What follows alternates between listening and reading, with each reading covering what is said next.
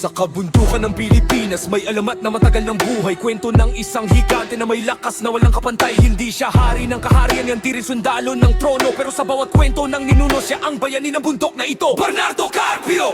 Sinasabi ng alamat, siya ay anak ng lakas. Isang higante na kayang gumalaw ng bundok sa taas. Sa bawat akbang niya, yayanig ang lupa. Parang kulog sa langit ang dating na kanyang sigaw sa masa. Hindi siya karaniwang tao sa bayan, ang lakas niya parang bagyo sa kabundukan. Kapag siya'y naglakad sa lupa ng mundo, ang mabato parang gumagalaw sa kanyang galaw mismo. Sa panahon ng pananakop ng dayuhan sa bansa, sinabi ng alamat, siya ay lumaban para sa masa. Isang bayani ng bundok na hindi natakot sa laban, kahit ang kalaban ay malakas at maraming sandata sa kamay nila. Pero sa dulo ng kwento, may isang trahedya, isang bitang na ginawa ng kanyang mga away sa bansa. Sa pagitan ng dalawang bundok siya ikinulong, mga batong higante ang pumigil sa kanyang pagbangon. Bernardo sa bundok, lakas na parang bagyo, kahit nakagapos hindi sumusuko. Alamat ng bayan sa bawat henerasyon, higante ng lupa ng Pilipinas sa kwento. Sa pagitan ng bundok, patuloy siyang lunama, itinutulak ang bato para makalaya sa kulungan. Kapag gumalaw siya at itinulak ang bando, sa tuwa sinasabi ng alamat, doon nagmumula ang lindol sa oras. Ang lupa ay nanginginig sa kanyang galaw, para bundok mismo ay sumasabay sa sigaw. Isang higanteng bayani na naghihintay ng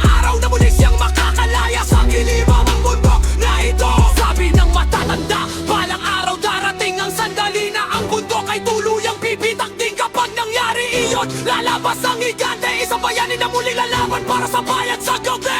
Isang alamat na ipinapasa sa bawat henerasyon, kwento ng lakas ng lupa at ng mamamayan ng panahon. Hindi lang ito kwento ng isang tao, kundi simple